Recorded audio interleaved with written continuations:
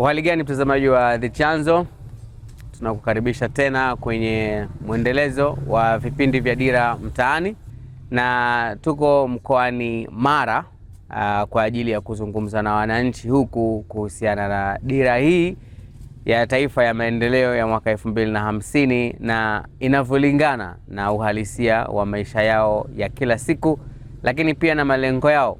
Kama ambavyo tutakuwa nafahamu, tunarekodi vipindi hivi kwa kushirikiana na shirika la Twaweza East Africa, ambalo ni shirika lisilo la kiserikali linalojihusisha na kuchochea uwazi serikalini, uwajibikaji pamoja na ushiriki wa wananchi kwenye uongozi wa nchi yao. Tunakukaribisha sana. Asanteni sana jamani kwa kutenga muda na kuja kuzungumza na The Chanzo.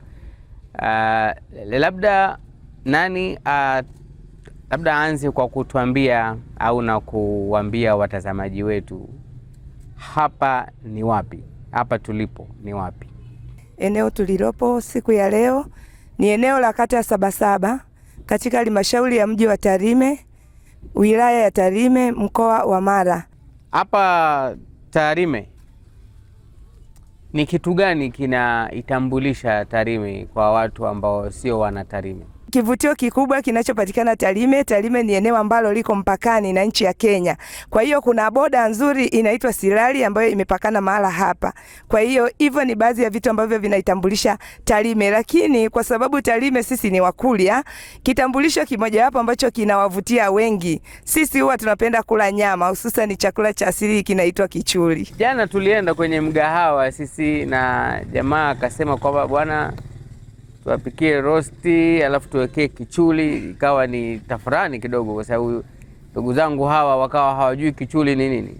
Kichuli kinatusaidia kutokuwa wanyonge sana. Dogo tunakuwa ni watu ambao tunachukua maamuzi. Ndio maana mkoa wa Mara tuna watu ambao ni majasiri kwa sababu ya kile kinaitwa kichuli. Sehemu vingine hivyo vitu havipo, ndio maana unaona kidogo watu wanakuwa regerege. Yeah. Kwa hiyo hicho ndio kitu kimoja wapo ndugu yangu. Alafu kitu kingine cha pili na kututambulisha ni madini. Tuna rasilimali nyingi sana kwenye huu mkoa. Kila sehemu hapa ni madini.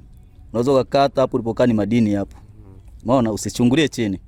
Madini hapo. Kwa hiyo ndugu yangu, huu mkoa wa kwetu sana sana, mkoa wa wilaya Tarime, halmashauri ya wilaya Tarime, ni nzuri sana kama jinsi unavyoona. Ni mji ambao upo vizuri sana, unameremeta, na ni mji ambao unakuwa kiuchumi kwa kasi sana. Sawa sawa. Na kinachochochea kukua kwa uchumi sana, pamoja na boda yetu ya pale Sirari, machimbo tulionayo, mbuga yetu ya Serengeti pale, tuna uwanja wa ndege hapo jirani hapo Magena. Kwa hiyo ni mji ambao unaona tuna soko la kisasa. Nani anaweza katuambia kichuli yani kinatengenezwa vipi? Mimi kidogo naweza nikagusia upande wa kichuli hapo kwa ufahamu wangu. Kwanza kichuli ni kitu ambacho kinatokana na mifugo ambao tunaweza tukasema kwamba ni ng'ombe, na kinatoka kwenye utumbo. Yaani tunaweza tukasema kwamba ni chakula ambacho kimemeng'enywa, kijafikia kuwa kwenye hadhi ya sijui naweza nikasemaje, kijafikia kuwa kwenye hadhi ya kinyesi. Yaani ni kama majani fulani yamemeng'enywa yakawa laini laini. Kwa hiyo kabla, yani kiumbe kinapokuwa kimechinjwa, kabla yale majani hajafikia kuwa kinyesi, sasa waga wanayakamua kuyatoa mle. Hicho ndio kichuli kwa uelewa wangu mimi jinsi na kinapikwaje yani? Kupikwa kwake kwa kweli mimi sifahamu vizuri. Nani atatuambia? Brother tuambie. Kinapikwa vipi kichuli? Kichuli huwa kinachemshwa au tunatumia hivyo hivyo chenyewe bila kuchemsha. Hivyo hivyo kutoka kwa hivyo hivyo. Ndio maana ukasema kwamba kinawafanya kidogo umue. Sebo. Sawa sawa. Kitu kingine kinachonifanya kuwa na fahari ni busara. Busara kinywaji, yani togwa. Togwa? Okay. Hiyo inatengenezwa na ulezi, mahindi, ulezi ule ambao umeisha kama umepandwa, huku tunauita kimera. Wangapi wamesikia kuhusiana na dira ya taifa ya maendeleo? Nyosha mkono. So wengi tumesikia. Kwangu mimi kwanza dira ni mwongozo unaoakisi maendeleo ya baadaye katika taifa. Na dira imekuja kwa lengo la kuchakata maendeleo juu ya vijana na taifa kwa ujumla. Kwa namna gani vijana wanaweza wakasurvive, kwa namna gani vijana wanaweza wakapata ajira, na kwa namna gani vijana wanaweza wakatoa maoni, na kwa namna gani vijana wanaweza wakapata nafasi katika sehemu mbalimbali, kiuchumi, kisiasa na kibiashara. Asante. Okay, wewe vipi? Ninachoelewa kuhusu dira ya taifa, dira ya taifa ni mkakati ama maono ambayo serikali inakuwa nayo kwa kipindi maalum. Lakini tunafahamu kwamba dira lazima iwe na misingi yake. Tunaona kwamba kuna misingi kama utu, demokrasia na uhuru. Endapo tutafahamu vitu vinavyotuongoza kuhusu dira, tutaweza kuelewa kwamba tunakuwa na mipango gani. Kwa hiyo lazima tuwe na misingi. Kwa sababu sisi tunajua maana ya dira, si ndio? Tumeijadili hapa. So sisi dira zetu ni zipi? Nani anaanza kutuambia? Lengo lako, dira yako, ndoto yako ni ipi wewe kama kijana, kama mwananchi? Dira yangu kama kijana mimi ni kukuza uchumi wangu binafsi, ambapo hapo itapelekea pia kukuza pato la nchi na kupata maendeleo zaidi. Mimi dira yangu endapo nitakapokuwa mkubwa, yani na mpango wa kuendeleza na kuwa na maisha bora. Dira yangu mimi ni kuwa mwanasheria. Wewe una dira gani kama kijana? Una ndoto gani? Ndoto yangu mimi kama kijana ni kupata ajira.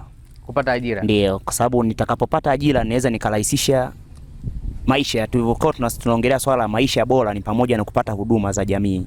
Labda pengine tukibaki kwenye hiyo dhana ya maisha bora, kuna mtu anataka kutudadavulia zaidi? Maisha bora ni kupata pesa na kuwasaidia watu wengine na kukuza kipato cha nchi.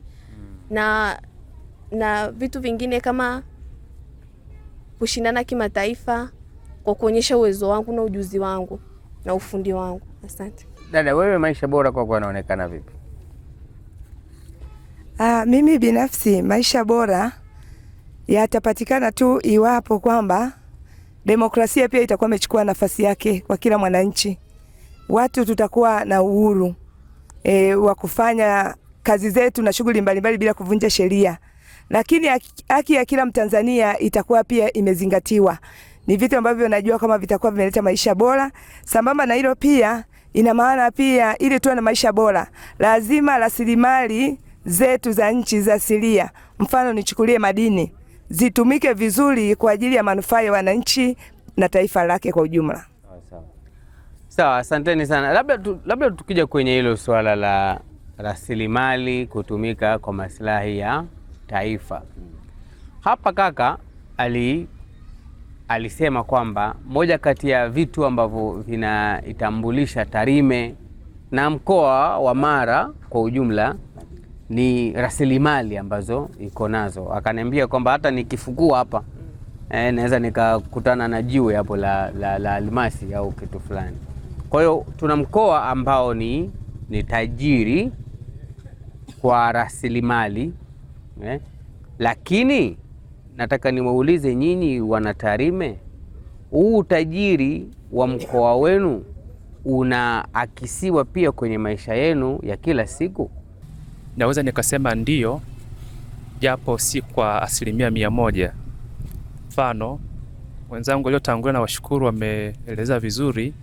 Moja rasilimali ambazo zinapatikana katika mkoa wa Tarime, wilaya Tarime, katika upande wa kilimo ni zao la migomba. Kimsingi raia wanafaidika, maana ritani inaonekana, watu wanafanya biashara na zao hilo wanalisafirisha kwenda katika wilaya nyingine ndani ya mkoa wa Mara, lakini pia na nje ya mkoa wa Mara. Lakini nizungumze kuhusu sekta ya madini. Kwa kiasi fulani wananchi tunaweza kusema kwamba ni kweli kabisa wanapata return kutokana na rasilimali ya madini, lakini kwa kiwango gani ndo linakuja swali la msingi zaidi. Kwa mfano, nirejee katika mgodi ambao ni wa pale Nyamongo, ni mgodi wa muda mrefu, na kwa mujibu wa sera ya serikali ya kwamba mwekezaji mkubwa anapokuwa amewekeza pale, basi tunatarajia kwamba jamii inayozunguka maeneo yale basi itafaidika kwa kupata huduma fulani za kijamii. Kwa mfano, kuna mfuko ambao serikali imeuanzisha ambao utakuwa unafadhiliwa na mwekezaji katika ule mgodi kusaidia hususani wanafunzi wanaokwenda vyuo vikuu katika kuwasaidia kulipia kiasi fulani cha ada. Kwa naweza nikasema kwa kiasi fulani raia wanafaidika, lakini basi niweze kupresent changamoto moja katika hiyo. Wakati fulani ni kwa nini wawe tu ni raia wanaozunguka eneo la mgodi, wakati kimsingi mgodi huu ni wa taifa zima la Tanzania, ni wa Wanatarime wote. Kwa hiyo tulitegemea kwamba hata sisi raia ama wanafunzi ambao wanapatikana nje ya Nyamongo, kwa mfano hapa Tarime mjini, nao kimsingi wakihitaji huduma hiyo waweze kufanya nini? Kuipata. Lakini utaona tu baadhi ni wanafunzi wanaozunguka yale maeneo, lakini ukienda mbele kidogo nje ya eneo la Nyamongo, basi unakuta kuna limitation, kitu ambacho hakijakaa vizuri, kwa sababu ile ni rasilimali ya umma, haipasi kuwa inawanufaisha watu wa local area peke yake. Kwa nimeona kuna ukweli, naweza ikasema ndio, lakini kuna changamoto hiyo pia. Asante. So dada, actually wewe umesema kwamba maisha bora ni watu kwa mfano kama Watarime kunufaika na rasilimali walizonazo, na kaka hapa anatuambia mnanufaika. Kwa hiyo maana yake tunaweza kuhitimisha kwamba watu wa Tarime maisha yenu ni mazuri, yani mna maisha bora. Alafu tutakuja kwako. Mimi nitakataa. Tukienda kwenye uhalisia, yani tunaposema kwamba wananchi wa Tarime kwa sababu tuna rasilimali za madini tuna maisha bora, hiyo inabaki kama mwongozo wa dira ya taifa ambayo unapoenda kwenye utekelezaji inakuwa haitekelezeki ipasavyo. Sisi kama wananchi wa Tarime, yani tukienda kwenye mambo halisia, hatujanufaika na mgodi. Labda nitoe changamoto moja. Ukiona barabara Nyamwaga Road mpaka Nyamongo ni miongoni mwa barabara mbovu sana katika wilaya ya Tarime kuliko barabara zote. Na hiyo barabara inaingia mpaka ndani ya mgodi. Na mgodi tayari wanatuambia kwamba wananchi tunanufaika. Je, kama tumeshindwa kunufaika kwa vitu vinavyoonekana kwa macho, je, vitu vya ndani vilivyofichika kweli tutanufaika kwavyo? Kwa hiyo mimi kwa mawazo yangu ni kwamba tunapokuwa tunazungumzia hii dira ya taifa imebaki katika mwandishi wa habari katika maandishi. Lakini tunapoenda kwenye swala la utekelezaji, bado serikali haijaweza kusimamia vizuri kwa 100% malengo ya dira ili yaweze kukamilika na kunufaisha vijana ikiwemo na wananchi wa Tanzania kwa ujumla sana. Asante. Kidogo na mimi naungana na sister aliyetoka kuchangia hapo kwamba kiongozi aliyetoka kuchangia hata mimi siko naye pamoja. Yaani kiujumla sisi watu tuliopo mkoa wa Mara asilimia kubwa tunufaiki na mgodi. Haijalishi kwamba sisi tuliopo mbali au waliopo Nyamongo kabisa mgodini hatufaidike. Chanzo kikubwa kinachosababisha tunaweza tukasema hivyo, tunaanzia rasilimali ambazo zinafanyaje zinatuzunguka sisi kama wilaya yetu ya Tarime mjini na Tarime vijijini. Kwa mfano, ametolea mfano barabara. Yani tuna barabara bovu sana. Haya, ukija kimfano kama sisi wilaya yetu hapa hivi, tuna fursa nyingi za kufanya ambazo sisi tulifikiri kwamba mgodi ule kuwepo pale sisi inaweza ikawa chachu sisi kwetu vijana kupata mitaji, kupata changamoto. Lakini ukitaka ule mgodi unufaike nao, aidha labda uwe na kona. Mimi nafikiri kama kiongozi alivyosema hapo, aidha sisi tunaweza tukasema kwamba huu mgodi kwa wale ambao wanaona kwamba wananchi wa mkoa wa Mara tunafaidika nao, labda kwenye mifumo ya serikali ambao serikali wenyewe wametengeneza, lakini kwa sisi wananchi wa hali ya chini hatuoni faida yote na hatuoni thamani ya kuwa na mgodi kwenye mkoa wetu. Kaka, so kuna migodi lakini pia tunaweza tukaangalia rasilimali nyingine muulize nazo, sio? Asante, ninaitwa Nelson Ezron. Nijikite tu kwenye hiyo agenda kwamba tunanufaika sisi kama Wanamara kulingana na huo mgodi. Mimi naweza kusema ni hapana. Tena kwa asilimia zote. Kwa sababu ukitaka kuangalia tu barabara iliyotoka Tarime mjini mpaka Nyamongo imejaa mashimo, tena hatari kabisa, mashimo makubwa. Hiyo ni kitu ambayo iko tu wazi. Kwa mgodi mkubwa kama ule wa Nyamongo, itakiwa barabara iwe lami mpaka kule mgodini. Hiyo ni tayari tu kwa wananchi hapo tungeanza kuona faida za mgodi katika lami hiyo tu tunavyoiona. Sasa kama hii faida ya nje tu ya macho hatuioni, hizi faida zingine tutazipata vipi? Mimi naweza kusema kwamba labda wanafaidika wale wachache ambao wana manufaa humo, wana vitu vyao wamewekeza humo, wale wachache, lakini sio wananchi wote. Ukiangalia maisha hata ya watu wa Nyamongo, wananchi wa kawaida, maisha yao ni magumu kabisa. magumu kabisa, na pale kuna mgodi. Kwa hiyo naweza kusema kwamba sisi kama wana Tarime hatufaidiki kabisa na mgodi ule. Wanafaidika watu wachache, wao wanaokula hizo pesa, labda wao ndio wanaona wanafaidika, lakini kama sisi wananchi hatufaidiki na mgodi huo. Asante. Tunaposemea habari ya mgodi, wanaonufaika kwa sana ni wale watu wa ngazi za juu, wale wananchi ambao wako ngazi za juu na wazungu wao wanazosafirisha kwenda nje ya nchi. Sasa hivyo kama serikali tunaiomba ifanye kuwa kila mwananchi wa hali ya chini na wa ngazi ya juu waweze kunufaika wote kwa kwa uwepo wa mgodi pale Nyamongo. Sio watu wa ngazi ya juu tu wenyewe ndio wafaidike, afu wa chini waachwe hivyo. Sawa, nilikuwa na sawa kaka, utachangia, shika maiki kabisa. Lakini nilikuwa nataka kusema kwamba ni mgodi tu ndio fursa iliyopo kwenye mkoa wetu au wilaya yetu, au kuna fursa zingine, na kwenye hizo fursa nyingine hali ikoje? Je, tunanufaika nazo au hali ni kama ilivyo kwenye sekta ya madini au na migodi? Tunasema tunaongelea swala la mgodi.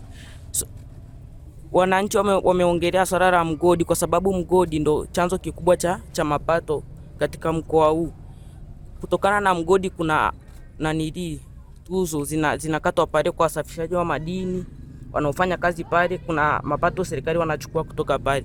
Hasa walikuwa wanategemea kutokana na hivyo vyanzo na hizo kazi zinazotokana na huo mgodi kama chanzo kikubwa cha huu mkoa wa kipato uwezo kuwanufaisha, sio kwa kujenga tu barabara kama watu wengine walivyoongelea, japo kwa kuanzisha mikopo serikali kwa maskini, wale mikopo ambayo wanaweza kuimudu na kuweza kurejesha. Asante. Kaka pale, tukiachana na madini, kuna fursa mbalimbali nyingi. Mfano mji wetu wa Tarime na mkoa wetu wa Mara tuna ardhi yenye rutuba ambao kuna kilimo ambacho wanasema kwa mara kwanza, mchangiaji mwenzangu amesema wanalima ndizi, viazi pamoja na mahindi. Cha msingi tunachokuwa tunaomba sisi labda tuboreshewe soko la kwa ajili, kwa mfano tunavyokuwa vinalimwa hivyo vitu, basi viuzwe kwa bei ambayo inaweza kumnufaisha mwananchi mlimaji na yule anayenunua, ili walau kuweza kuboresha maisha, kwa sababu atakapokuwa anauza anapata chochote kitu na maisha yake yanakuwa bora zaidi, tofauti na kwamba tunaangalia tu mgodi. Kuna fursa nyingi kama tulivyojaribu kuzungumzia zile pale. Asante. Nataka kuchangia. Mimi nilikuwa naomba kuzungumzia fursa nyingine ya pekee ambayo inapatikana wilaya ya Tarime, ni fursa ya biashara. Naweza nikasema 85% ya wakazi wa Tarime ni wajasiriamali. Si wanawake, si wanaume. Wote wanajishughulisha na biashara ndogo ndogo, biashara za kawaida. Lakini sasa katika hii biashara pia kumekuwepo na changamoto. Changamoto nyingi zinajitokeza, hususan kwenye habari pia za mapato, za makato yale ya serikali. Kwa hiyo kiasi kwamba wakati mwingine makato ya TRA yanakuwa juu kiasi kwamba wale wajasiriamali wadogo wanaohitaji kukua wanashindwa kuhimili yale makato ya serikali na biashara zao zinaenda kuanguka na kufa kabisa. Kwa hiyo hii ni wilaya pekee katika mkoa wa Mara ambayo wakazi wake wote wana kazi ya kufanya, wakiwa wanajihusisha wengi 100% kubwa na biashara. Asante. Fursa tulionayo hapa, tuna mpaka hapa jirani hapa. Huu mpaka ndugu wa chanzo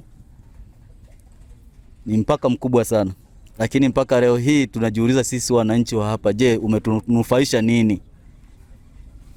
Huu mpaka sasa hakuna kitu ambacho umeshanufaisha wananchi wa hapa wilaya Tarime. Na ndio maana ukienda hata pale boda ile wilaya ile ipo bado, ile sehemu bado iko chini sana. Sababu ukiangalia tunavyochukua hata vitu biashara ndogo ndogo, tumebakia ni kukamatwa, ni kupigwa tu marisasi nini, utaratibu hamna. Nilikuwa naomba serikali yetu ifanye tu utaratibu mzuri wa kutengeneza mazingira mazuri ambaye atatengeneza kila mwananchi ambaye amepakana na ule mpaka jirani wote tunufaike na ile keki ya pale mpakani. Kwa hiyo mimi chanzo na kuchangia kwamba kitu kingine ambacho muongelea kuhusu madini ni biashara moja ambayo inakuza uchumi kwa kasi sana. Muongelea hii barabara yetu ni kero, ndio maana unaona wananchi wanaizungumzia. Ni kero kwa sababu kama wewe uliona usafiri hivi, ukifika Nyamongo gari yako inahitaji service. Hii barabara sasa hivi hapa ndugu yangu, kwa sababu mvua zinanyesha, hata ukichukua mahindi ukaenda ukapanda yataota. Ni mradi uyapalilie vizuri. Kwa hiyo ni barabara ambayo wananchi wanatumia. Kwa hiyo ndugu yangu, hivi vitu serikali yetu na viongozi wetu waliochaguliwa inabidi wao na uchungu na wananchi na nchi yao. shida kubwa ni viongozi tulionao hawana uchungu na nchi na wananchi. Wakiwa na uchungu na nchi, haya mambo tunaweka hapa tunazungumza hatuwezi zungumza. Tutakuwa tunazungumza ni neema, ni kuasifia tu. Lakini tunazungumza tunalalamika kwa sababu hawatutendei haki. Sawa sawa. Sasa mimi nilikuwa nataka tujielekeze kwenye kujadili swali lingine la sisi tumetaja tuna fursa nyingi, madini, kilimo, mipaka na nini. Lakini kama mjadala ulivyojidhihirisha hapa ni kwamba bado hizi rasilimali tulizonazo, huu utajiri wetu tulionao hautunufaishi kama vile tunavyotaka. Kwa sababu hata kaka hapa alivyozungumza ni kwamba unatunufaisha lakini kwa kiwango kidogo. Nini kwa mtazamo wenu kinatuzuia sisi wananchi wa Mara tusinufaike ipasavyo kutoka kwenye hizi rasilimali zilizotuzunguka au utajiri tulionao? Watu ambao sisi tumewapa fursa au ridhaa ya kutusimamia katika hivyo vitu hawako makini kabisa. Yani kiujumla tuseme tu tunaweza tukaitupia lawama nini serikali, maana ndo chombo ambacho sisi tunakiamini na tumekipa ridhaa. Kwa hiyo mfumo ambao wameutengeneza wenyewe ni wa kuwanufaisha wenyewe binafsi. Sisi wananchi wenye hali ya chini kiukweli atufaidike. Kwa sababu gani nasema hivyo? Mfano mimi naweza nikatolea mgodi wetu wa Nyamongo. Sisi mara nyingi tunashinda kule, tunakaa kule. Kuna mifumo ambayo serikali imeweka sio rafiki kabisa. Yaani ukitaka kufaidika na ule mgodi na ukileta mambo ya mdomo, aidha utaambiwa kuitwa intruder. Hakuna kitu intruder, yani nikisema intruder kwako wewe unaweza usielewe, ukaitwa mvamizi.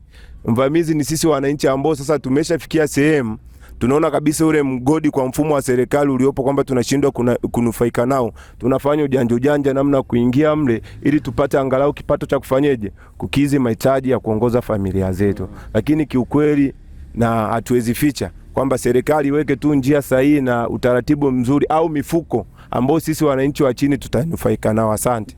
Mawazo mengine ni ukosefu wa elimu. Yaani mtu anashindwa hata kuchangia, mfano kurekebisha miundombinu, mfano barabara, kwa sababu ya ubinafsi, na pia amekosa elimu kwamba hiyo barabara itawanufaisha watu wengine, wakati ingalikuwa na yeye anaishi kwenye hiyo nchi ambayo wakitengeneza hiyo barabara watatumia wananchi wote. Hapo kaka, hapa kwanza kuna sera mbovu, pili kuna masharti magumu, tatu kuna umimi baadhi ya viongozi, na nne kuna rushwa. Yaani kati ya vitu vyote tunavyozungumza tuwe tukaikwepa rushwa. Viongozi wengi ama wahusika wengi ambao wako sehemu fulani wanatumia milango ya rushwa kujinufaisha wao wenyewe. Kitendo hiki kinaharibu mazingira na mustakabali mzima wa wananchi wanapokuwa wanataka kujishughulisha katika sehemu fulani ambao wanategemea uchumi wao. Unaona? Naam. Sawa. Dada kwanza hapo. Mimi nirudi kwa mwenzangu hapa, ukosefu wa elimu. Kama kwenye kilimo, kuna wakulima wanaolima, mazao wanapata, lakini elimu ile ya kusema labda tunayauzaje haya mazao, elimu hiyo hawana. Kwa hiyo inafikia mahali mkulima analima, watu wanatoka nchi jirani wanakuja kuvuna, wao wanaweka mashine zao mahali wanavuna yale mazao. Kwa hiyo mkulima anufaiki kwa chochote, na wakazi wa hapa pia wanufaiki na kile wanachokilima wao kinaenda nje. Kwa hiyo tunaomba labda serikali isaidie kuwapa wakulima elimu na mbegu bora ili waweze kupata mazao ya kutosha. Ukifuatilia dira 2050 ina sera nzuri, mikakati mizuri, sema sasa viongozi hawatekelezi hizo sera. Nilikuwa nataka niulize pia, kwa sababu hapa serikali imejitokeza mara kwa mara, mifumo, rushwa, utekelezaji na nini. Na nilikuwa nataka niwaulize, haya mambo mnayawasilisha kwa viongozi wenu? Dira kweli walioiandaa ni nzuri, maana mmojawapo ya msingi unasema kwamba msingi wa dira unasema demokrasia, haki na uhuru. Niseme wazi kwamba tulipofikia sasa kwa taifa letu la Tanzania, huu msingi umekuwa ni mgumu kwa sisi wananchi, hususan vijana kuutekeleza. Kama ulivyosema, sasa hivi vijana tumekuwa waoga kwenda kutoa hoja zetu mahala husika ili kwamba ziweze kutatuliwa kutokana na misingi ya kidemokrasia inayoendeshwa sasa nchini. Maana wote tumeshuhudia, ukiwa mzungumzaji sana wa vitu ambavyo vinajenga nchi, tunajua kitakacho, ukipotea sisi hatupo. Sawa Kwa hiyo niseme tu kwamba ule uhuru kwa sasa nchi yetu imetuminya wananchi uhuru, na hususan wakiwemo vijana. Maana vijana ndio taifa lijalo. Kwa hiyo kwa sababu vijana wana nguvu, kwa hiyo kuna nguvu pia imetumika kuwanyamazisha vijana. Ule uhuru wa kukaa kama hivi tunazungumza, tunajadiliana, tumekuwa waoga. Na huu uoga umetupelekea kwamba sasa wakati mwingine tumeendelea kubaki na changamoto zetu tumezikumbatia, maana hata kuwafikia viongozi tunaona ni changamoto pia. Maana ukifika pia wenda sikusikiliza, ukikusikiliza baadaye kunakuwa na changamoto nyingi. Kwa hiyo kwa namna fulani ni kwamba vijana tumekuwa waoga, tumeshindwa kufikisha changamoto zetu nyingine kwa walimu walivyosema, lakini hata wasimamizi wa maeneo tofauti pia wamekuwa si waadilifu. Wakati mwingine kama kijana au mwananchi unaweza kufika pale kutoa hoja zako, lakini zisifanyiwe utekelezaji. Kwa hiyo wakati mwingine niseme tu kwa lugha rahisi kwamba wananchi wa Tanzania kupitia pia vijana tumekata tamaa. Mmekata tamaa. Lakini sasa si ni ukweli kwamba tuna serikali tuna serikali katika ngazi ya mtaa, ngazi ya kata, ngazi ya halmashauri, na hawa viongozi wanasema wanafanya haya yote kwa niaba yetu. Wanahangaika kwa niaba yetu sisi. Na swali langu bado linabaki pale pale, ni kwamba tunawapelekea haya masuala kaka pale. Asante. Ni kweli mtaa wao una mikutano na mwenyekiti anakuepo, na hakuna mtu ambaye hajawahi kutoa hizi hoja. Watu tunapeleka hizi hoja pale na wanazisikiliza. Imekuwa kama marudio. Imekuwa ni kama vile ni maigizo kwamba kila siku lazima utarudia. Hoja zinafika. Shida inakuwa ni kwamba yule mtu anayepewa zile hoja hawezi kuzifanyia kazi, au huenda anaenda kwenye uongozi unaofuata kupeleka ule uongozi wa juu ufanyeje au uzifanyie kazi. Lakini kwa sababu tayari tuna uongozi wa chini wakati paka kupanda juu. Kwa unapompelekea yule mwenyekiti naye anapeleka sehemu husika na yule anapeleka. Sasa hapo kwenye huo muunganiko kuna makosa yanayofanyika, lakini wananchi wanatoa hoja zao za msingi sana na wanatoa malalamiko kwa hao viongozi. Asante. Ila hii ya maendeleo inapozungumzwa, ya maendeleo ya nchi itekelezwe, isiishie kuwa ni ya maneno tu afu baadaye kusiwe na utekelezaji ndani yake. Huwa kiongea basi zile hoja zilizopatikana ndani ya kikao wazitekeleze vivyo hivyo. Umetuuliza swali zuri sana, na bahati nzuri hata hao viongozi waliopo madarakani changamoto zetu hizi tulizonazo wanazifahamu, na hata kipindi cha nyuma wanapokuja kutafuta uongozi kwetu wanazizungumzia. Ila sasa tunachokuja kushangaa kwamba haya mambo hata kama ukiyapeleka utekelezaji unakuwa haupo. Viongozi wetu ni wazuri sana mdomoni kwenye maneno, wanatukaribisha vitu, mwisho wa siku hawafanyi. Kwa hiyo imefika sehemu, mimi nisikufiche tu, yani sasa hivi asilimia kubwa tuseme Tanzania au wilaya yetu sisi ambao tunao uzoefu, wanaweza wakaitanisha hata kikao cha viongozi wa vijiji, mitaa, tusiende. Maana tunajua kile tunachoenda kukiongea pale kitaishia pale pale na kifanyiki. Kwa hiyo kiukweli utekelezaji umekuwa ni adimu, na sisi tumeamua kama kususia. Hakuna haja ya kwenda kupeleka changamoto zetu kwa viongozi, maana hata kama ukipeleka hakuna kitu kitafanywa kazi. Ni bora tu ufanye mambo yako, maisha yaende. Labda tujaribu kuongelea labda sekta hata elimu pia, kwa sababu elimu ndio inayofanya haya yote. Tutajua mgodi umekaa vipi, mabarabara yamekaa vipi. Umeona mfumo wa elimu ambao umeanzishwa, ambao upo, hausapoti vijana, sisi vijana kujikwamua kimaisha. Tolea kwa mfano sisi tunajifunza, tunasoma ndio, lakini tunasoma elimu ya nadharia tu, sio ya vitendo. Tutakaporudi ulaiani huku hatuna cha kufanya zaidi ya kukaa kijiweni na kuanza kupambana na maisha mengine. Sio kwamba tupeleke malalamiko yetu kwa viongozi, tunapeleka na viongozi pia labda wanapeleka kwa uongozi wa juu. Wakishafika kule labda inatekelezwa. Kufika sasa huku kuja kufanya maendeleo inakuwa uongo, kwa sababu viongozi labda wanachukua vile vitu ambavyo mfano kama ni pesa imetolewa ili barabara ijengwe, wanatumia zile pesa kujinufaisha wenyewe, yani inakuwa kama unyonyaji wanatunia sisi wananchi. Sawa sawa. Swali ambalo mtu anajiuliza, lakini si ni viongozi wetu? Si tumewachagua sisi? Sisi tunaweza pia kuwabadilisha kwenye uchaguzi, tukaweka viongozi ambao tunadhani wanaweza wakatuletea yale mabadiliko tunayoyataka. Kama mwamuzi amechaguliwa kwa ajili ya kumpitisha mtu fulani huyu, hata kama ufanye vipi, zaidi ni kuambulia maumivu. Kwa maana cha msingi hata hilo haja hata kubadilisha kiongozi hata haisaidii chochote, zaidi tu ya kuzungumza hapa basi, kama mnayapeleka huko mnayapeleke walau tupate ufumbuzi zaidi. Na in short kabisa mimi naweza nikasema kwamba kwa sasa hivi tulipofikia, viongozi ambao sisi tuliwahitaji hatuko nao kwa sasa hivi. Yaani viongozi ambao wapo wamehitajiwa na serikali. Kwa hiyo ni vigumu sisi kufikisha changamoto zetu kwao.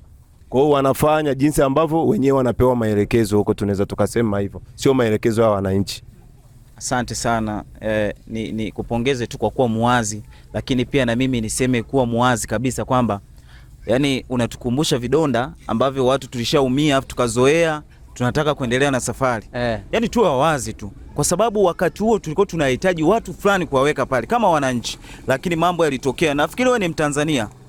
Nafikiri unafahamu kabisa ndugu mtangazaji kwamba ni nini kilitokea, na mpaka sasa hizi tuna viongozi ambao wamesimama wa chama kimoja. Tuwe tu wazi kwamba wa chama kimoja, lakini tuliwahitaji viongozi wengine. Huenda wao wakaona kwamba sisi hatufai, wao ndio wanafaa kuchagua, kwao wakachagua. Kwa hata hizi haya malalamiko mengi tulionayo humu mtaani, tunawaza tunamfikishaje yule mtu, wakati sisi tulimtaka huyu na tunajua anafanya kazi na alipiga kazi na anaweza na tulishaona kazi zake. Kwa mambo yalitokea kama tusikumbushane vidonda, tuache tu muda uende, alafu tuone ni nini kitafanyika tena baadaye. Asante. Na cha kuongezea hapo kwamba alichokiongea kiongozi hapo kiko wazi kabisa. Unajua sisi tunafahamiana. Na tunafahamiana, ndio maana serikali inapokuwa inatoa fursa ya kuchagua viongozi, tunajua kwamba fulani tukimweka sehemu fulani, tukipeleka changamoto yetu atafiti. Lakini kiujumla sisi wa Tanzania kwa uchaguzi wetu uliopita, hiyo fursa hatukuipata.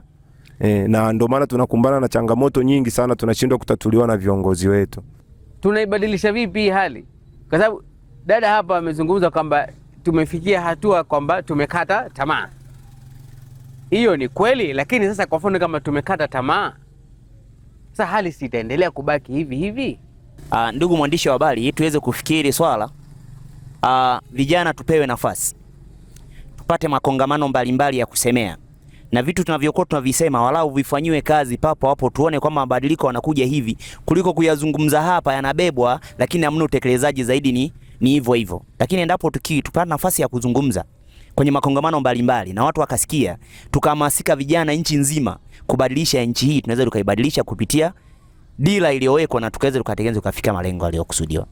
Kwa mfano tu tuliosoma hapa, ukiuliza vijana wamelala hapa na fani zao, lakini hamna mtu wa kuwawezesha. Kwa mfano labda ni chukulia mfano ndugu yangu pale amejitambulisha kwamba yeye ni injinia wa magari. Sasa injinia huyu ni injinia mzuri sana, lakini ambapo sasa angewezeshwa hata kwa kupewa mtaji, akawa na mtaji wake, akafungua kiofisi chake fulani, nafikiri angefanya kazi vizuri, na hata yeye angekuwa ni miongoni mwa wananchi au kijana ambaye angechangia pato la taifa kupitia makato yake ya serikali. Lakini kitu kingine nizungumzie pia upande wa wakulima. Samani kwa kukatisha. Samani, kumezungumza kuhusu kuwezeshwa. Tunafahamu kuna mikopo ya halmashauri ile kwa ajili ya vijana, lakini tumeona pia serikali imekuja na mikopo ya vijana shilingi bilioni ngapi zile zimetengwa?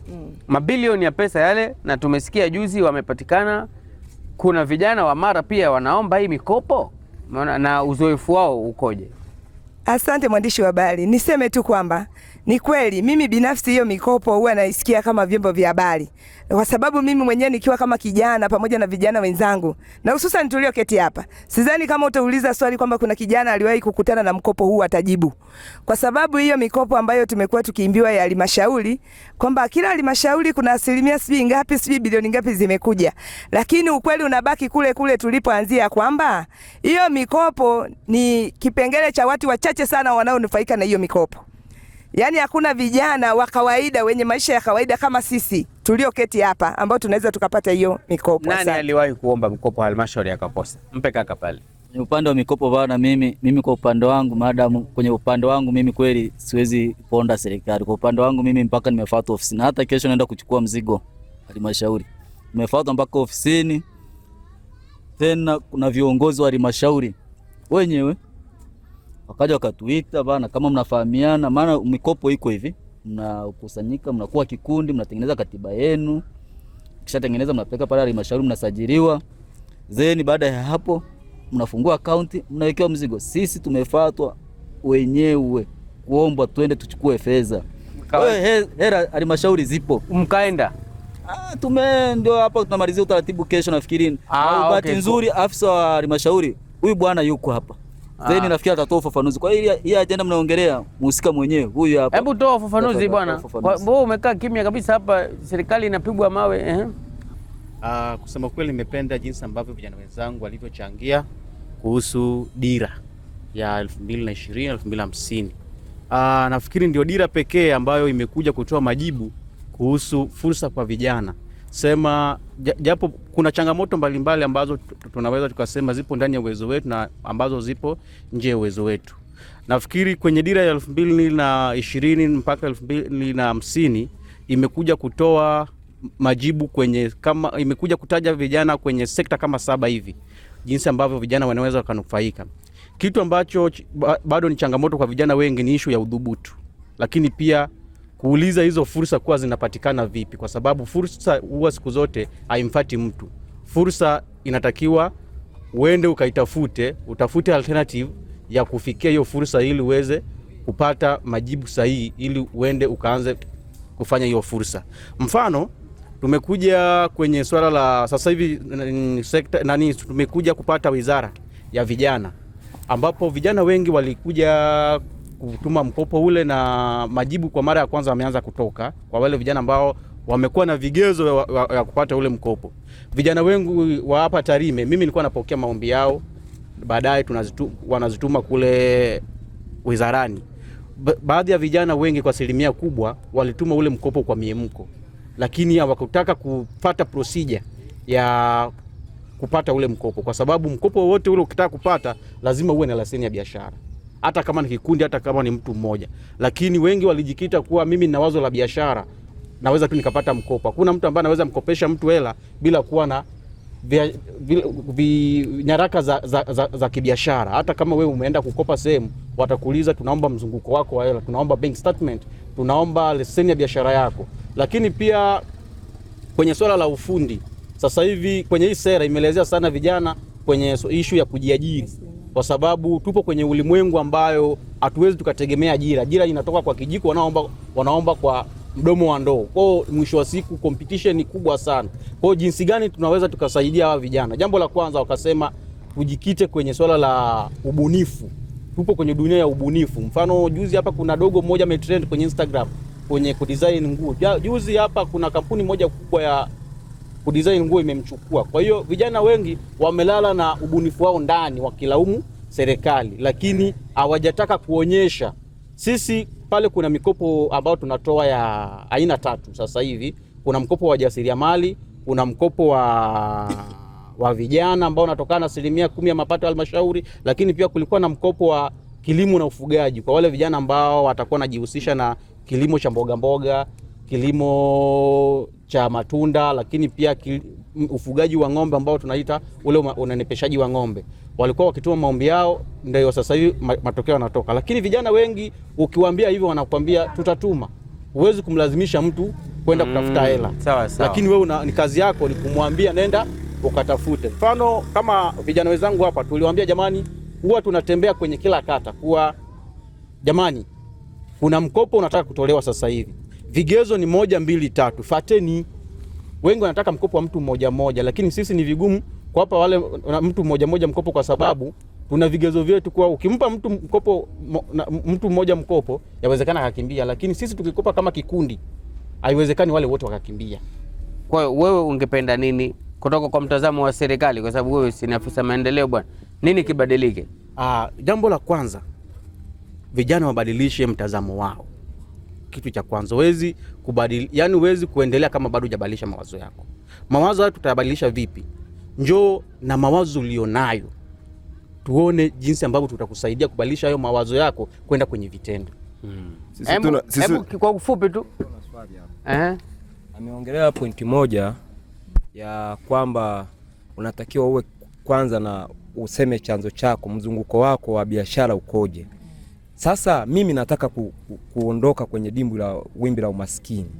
Naona. Sasa unaniambia tena kwamba mimi nikupe mzunguko wa biashara yangu. Wakati mimi nipate pale kiwe chanzo ili kusudi niongeze mzunguko wa biashara yangu. Hapo inakaaje hapo? Nadhani unataka kujibu hilo? Kwa ufupi sana lakini. Kama tujue kuwa taasisi yote ile inayokopesha hela lazima wajue historical background yako. Kuwa wewe hela hiyo unaipeleka wapi na mzunguko wako ukoje. Na tunapozungumzia mzunguko wako, hatuzungumzii tu eti mzunguko wako mtu mmoja. Kama umekuja kama kikundi, mnaweza mkaja kama mna wazo, lakini mkasema kabla hatujaanza hili wazo tulikuwa tunafanya ili wazo sehemu fulani, tumeweza kulifanikisha. Taasisi ya kifedha inakuja kufanya muendelezo ya kile kitu ambacho ulikuwa nakifanya. Lakini amesema, lakini nadhani swali ni kwamba kwa mfano kama mimi ni muhitimu kutoka chuo kikuu sina mzunguko, yani bank statement naitolea wapi? Unata hela benki hata. Sawa. Haina shida. Haina shida. Sasa hivi ndio maana nilisema usipige siasa. Mimi ni mtendaji, mimi sio mwanasiasa. Mimi ni mtendaji, sio mwanasiasa. Ndio maana nilisema sasa hivi tulikuja na mikopo za aina 3. Sawa? Kuna mkopo ambao unaenda benki ya NMB ambao ni wajasiriamali na ambao sasa hivi baada ya watu kusema kuwa mkopo wa kikundi na masharti ambayo wengine hawafikii, tukaja na mkopo wa mtu mmoja mmoja. Yenyewe tukisha kujazia form, maelezo mengine, vigezo vingine unaenda kutoa kule benki, lakini sisi tutakupa form na jinsi ambavyo utaenda kufanya malipo, basi mengine yataendelea. Mimi ndugu mtangazaji, bora serikali iko hapa. Kwanza cha kwanza kisheria, wewe kama mtu wa mikopo umetumia kigezo gani kumfuata muhusika kwamba njoo ukope? Maana ndio lugha uliyoitumia mwanzo. Yaani hapo tu kwa lugha ya kawaida na akili ndogo ya kawaida, there is something there. Ina maana kuna mahusiano pale au kuna kitu kinachofanyika katikati, yani kimejificha. Yaani wewe uko hapa kuwakilisha serikali. Naomba ubebe mawazo ya vijana kwamba vijana wengi tulio mtaani sisi hatuna ATM kadi. Tumefanya shughuli gani? Maana mfumo wetu wa elimu haujatuwezesha kuwa na vipato tunapohitimu. Kwa hiyo napohitimu nakuwa empty. Sina pesa, sina mtaji, sina ajira, sina shughuli yoyote ya kufanya. Kwa hiyo tarajio langu ni serikali iniwezeshe niende halmashauri kama kijana, halmashauri nipatie fedha. Ile fedha na kuja na andiko langu mradi, nataka kufuga kuku au sisi hapa tunataka kufuga kuku. Sasa tunapokuja mtuwezeshe tukaanzisha biashara zetu. Nenda kaiambie serikali kwamba vijana wanasema wanapotoka shuleni hawana ATM kadi. Benki statement tunaitoa wapi? Tunachohitaji baada ya kuhitimu, serikali ituwezeshe tukaanzishe biashara zetu ndogo ndogo. Asante mtangazaji. Je, wale vijana ambao wako mitaani, wako majumbani, hawana elimu yoyote kuhusu huo mkopo, wanawafikiaje? Mnawafikiaje? Kwanza ngoja napenda kumjibu dada hapa kama ifuatavyo. Dada, kwanza usiongee kwa jazba. Hapa tuko kwa sauti yangu tu, sio sauti yake. Mimi sijasema kuwa nilimfuata mtu. Aliyesema kuwa alifuatwa ni yule. Sawa? Sisi kazi yetu ya kwanza, sisi tunaitwa field officer. Yaani sisi tunatakiwa twende kwenye vijiwe, tukahamasishe jamani, kuna fursa 1 2 3. Ndio tukawa tumepita kwenye kijiwe cha au majamaa kwenye gereji zao, tukawaambia kitu kilichopo kuwa tupo kwenye mchakato wa kutoa mkopo. Jambo la kwanza, hakikisheni mnakuwa na kikundi, mnakuwa na katiba yenu, mnasajiliwa, alafu mwisho wa siku mpate huo mkopo. Nafikiri ndio jambo la kwanza. Lakini jambo letu la pili, sasa hivi tumekuja na nafikiri wiki iliyopita kila mtendaji wa mtaa alikuwa anaandika jina la muhitimu wa chuo, na ni maagizo kutoka wizarani kuwa wale vijana ambao wamehitimu chuo ambao hawana mitaji, hawana kila kitu, tunataka tuwaunganishe kwa pamoja, waje na wazo moja ili tuwafanyie uwezesho. Nafikiri jambo ambalo linaendelea na anayetaratibu hiyo shughuli ni mimi. Kama hapa kuna mtu ambaye mtani kwake akuandikwa, basi tunaweza kuwasiliana naye hapa. Mwisho wa siku tukafanyaje?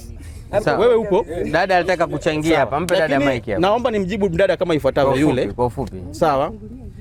Ukao ukijua kwenye wizara yetu ya vijana bado ni changa, lakini tunahudumia vijana ya aina karibia 7. Kwa sababu kuna vijana darasa la 7 ambao kufika darasa la 7 ambao wamehitimu chuo kikuu ambao wana elimu tofauti, lakini kwenye utafiti ambao ulifanywa wakaona vijana ambao wamehitimu form 4 na darasa la 7 ndio vijana ambao wanaongoza kwa kufanya kazi ya udhubutu ya kwenda kufanya biashara zake ndogo, kufanya kazi hizi za magereji na kadhalika. Lakini vijana ambao wamehitimu chuo kikuu ambao ndio bado wapo kwenye stage ya mwanzo kabisa kuanza maisha, ndio vijana ambao inabidi tuwafanyie uwezesho mkubwa, na ndio maana tumekuja sasa hivi najibu ya kuja kuwakutana na nyie kwenye kata zenu na kwenye mitaa yenu kwa pamoja. Sawa. Dada, kwa ufupi hebu zungumza. Asante. Mimi nitaka kuchangia kwamba ulivyosema kwamba sasa tunahitimishaje, tuondokane vipi na hizi changamoto za kwamba tunaenda kwenye serikali zetu tunawaambia matatizo yetu lakini hayasuluhishwi. Tuwe na uchaguzi huru na wenye haki. Kwa hiyo serikali turuhusu tuwachague viongozi ambao tunawataka sisi na sio ambao wanawataka wao. Hivyo tutaweza kuondokana na hizi changamoto za viongozi ambao hawatusikilizi. Lakini kingine, kwa kuongezea point kaka pale, tusiangalie vijana ambao tayari wana kipato peke yake. Tuangalie na wale ambao hawana, ili tuweze kuondokana wote na hizi changamoto za umaskini. Asante. Asanteni sana jamani, nawashukuru sana. Labda kama una kitu kinakukereketa, yani usipokisema hutalala usiku leo. Asante kiongozi. Japokuwa mjadala huu umetokea kupenda uendelee umekuwa mfupi, itabidi tuendane na nyie mnavyotaka hivyo. Lakini mimi kikubwa nilikuwa nataka nimwambia kiongozi hapo kwamba waache kutupia lawama sana vijana. Kikubwa tu cha msingi serikali kwanza ikubali, kama ulivyosema kwamba sisi vijana tukubali. Serikali pia sisi tunaishauri kwamba ikubali kufuata mawazo ya wananchi na vijana kwa ujumla. Na pia naweza nikagusia kuhusu huu mkopo. Huu mkopo uliokuja kwetu sisi vijana tunaweza tukasema kwamba ni mtego. Na hii sio kwamba eti ni fursa, ni kama tunachezeana akili upande wangu mimi. Maana cha kwanza huu mkopo una masharti kibao, mimi naweza nikasema. Tukiachana na hizi habari za katiba, sijui kusajili nini, ni vitu kawaida. Hebu toa mfano. Huyu ni kijana yuko mtaani au ametoka shuleni, tufanye kitu kimoja. Unakuja kumwambia kwamba yani kigezo cha kwanza lazima awe na mji, mtu anaishi kwao. Unategemea anapitaje kwenye huo mtego? Sisi wenyewe hii fursa ilikuja kwetu pale. Tuko vijana wengi, ilibidi tuanze kuchaguana wenye miji. Kwa hiyo wale ambao hawana miji walikosa hii fursa. Mtu bado ndo ametoka nyumbani na mwaka mmoja ana struggle. Hata 500,000 ana. Mkopo anaupateje? Kwa hiyo serikali ni kama inaleta kwetu changamoto, haitaki kutatua shida za vijana. Iko hivyo. Mimi nawashauri vijana wenzangu tuingie kwenye kilimo cha kisasa. Utafiti unaonesha kwamba vijana wengi hawapendi kilimo. Ukienda mashambani unawakuta wazee ndio wanafanya shughuli za kilimo. Kilimo ni kipana, kinagusa maeneo mengi, ufugaji, uvuvi pamoja na kilimo cha mazao, vile vile usafirishaji, vile vile tunaita additional value. Unaweza usilime, kuongeza thamani. Unaweza kawa usishike jembe, lakini unaweza kaingia kwenye mchakato ule wa kuongeza nyororo ile wa thamani tuseme. Unaona? Kwa hiyo vijana tuingie kwenye kilimo. Kilimo ni fursa. Na hata ukisoma hiyo dira ya 2050 inasema lengo kubwa ni kuhamasisha vijana waingie kwenye kilimo. 65% ya vijana waingie kwenye kilimo cha kisasa. Kwa hiyo tuingie kwenye kilimo, tupambane. No, inabidi mimi kwenye kilimo nimuulize tu kitu kimoja. Hebu mpe akuulize. Wewe uliza. Mimi na swali kimoja kwa kiongozi hapa. Sawa, wanasema sisi vijana ni wazembe. Ukumbuke kwamba kuna vijana sisi tunatokea familia maskini sana. Hata hiyo sehemu ya kulima ndo hatuna. Na tunataka tulime. Na kilimo kinataka mtaji ikiwemo mbolea, mbegu. Na sasa hivi tumefika mbali zaidi kwamba mvua zinakuwa na changamoto. Tunataka tumwagilizie. Nyie kama serikali jinsi mlivyojipanga, hizi changamoto kwa sisi ambao hatuna mitaji, hatuna hata ardhi ya kulima, mnatusaidiaje na tunataka tulime? Asante sana kwa swali zuri. Kama nilivyosema awali, kilimo ni kipana. Wewe inawezekana umekosa ardhi, lakini kuna mwingine ana ardhi anakodisha tu. Anahitaji watu ambao waje kulima pale, yeye mwenyewe alime. Wewe una ardhi, unaweza ukakodi kwa watu ambao wenye mashamba. Ndio pale ilipoanzishwa mchakato na afisa maendeleo vijana pale kwamba unaruhusiwa kukopa. Sina kiwanja cha kukopea. Una kiwanja? Yani ardhi sina. Labda jamani, na waheshimu, lakini sasa inabidi tuende kumalizia kaka pale, alafu mheshimiwa nitakupa nafasi ya mwisho. Asante. Tunarudi kwenye hoja ya msingi. Yaani kijana, ili ufanye kilimo, ufanye nini vyote lazima uwe na kianzio. Lazima uwe na kipato. Yaani tusifichane. Na hivyo vipato mlio tuletea vijana ndo tunaanza kusikia nyundo zinapigwa mpaka uwe na sui nini, onyesha bank statement, onyesha kiwanja, onyesha nini, na vitu ambavyo sisi hatuna. Kwa hiyo lazima ili tufanye hivyo lazima tuanzie huku. Lakini pia ndugu mtangazaji, elimu inahitajika. Tunaambiwa tupewe elimu ya kilimo, elimu ya nini, ni kweli lazima tupewe. Lakini tutakubaliana saizi nasikia si watoto wanaishia darasa la 6. Kama si ndio darasa la 6. Sasa kama darasa la 6 saizi watoto wanaishia darasa la 6, wanapata elimu gani hiyo darasa la 6? Tutakubaliana nyewe ambao umesoma muda mrefu, mtu wa darasa mtu wa darasa la ngapi? La 4 wa zamani au ana elimu kubwa kuliko hata watu ambao wamaliza la 7. Lakini saizi watu wanaambiwa kwamba wanaishia darasa la 6. Hasa hiyo elimu inatanuka vipi? Sasa jamani, nawashukuru sana. Labda neno la fupi la mwisho kabisa. Mimi na neno fupi ndugu mtangazaji, na ambalo pia litakuwa limebeba mantiki. Mimi nafikiri suluhisho mambo yote tuliyozungumza, vijana wapewe nafasi katika ngazi za uongozi mbalimbali. Maana vijana wakishapewa nafasi, hapana, yani sawa huyu ni kijana lakini kuna ngazi. Kwani kijana hawezi kuwa waziri mkuu? Kwani kijana hawezi kuwa makamu wa rais? Maana hii nchi 75% si ni vijana. Atakapokaa pale hata tunaamini mawazo yetu ya vijana atakuwa ameyabeba vizuri, maana changamoto zetu anazijua. Yaani kuanzia mifumo ya chini vijana wapewe nafasi ya uongozi. Asante. Haya, na huyu naye kifupi. Haiwezekani kumpata kiongozi anayewatumikia wananchi kama kiongozi hajatokana na wananchi. Na ni ngumu sana kupata kiongozi ambaye anawatumikia wananchi ikiwa kiongozi huyu hatatokana na utaratibu ambao una aksi mawazo ya raia, ambayo mawazo haya yanatokana na katiba ya wananchi, sio katiba ya serikali. Kwa katiba ya taifa letu la Tanzania, kama ambavyo serikali ya CCM ambavyo imejitarabaisha kwamba ni moja ajenda zake, basi ni kweli tunashauri serikali pia basi iandae mchakato huo kuna kweli uaksi mawazo ya nini ya wananchi, sio ya serikali peke yake. Nashukuru. Sawa. Hii ndio dira ya Tanzania na hii ndio dira ya viongozi wetu. Jinsi majibu unavyoona ndio elimu ya Tanzania ilivyo hivi. Ndio inaitwa elimu dunia.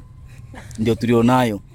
Hata mawazo ya viongozi wanavyojibu. Ndugu yangu, afisa wa kilimo, ndugu yangu amekuuliza vizuri.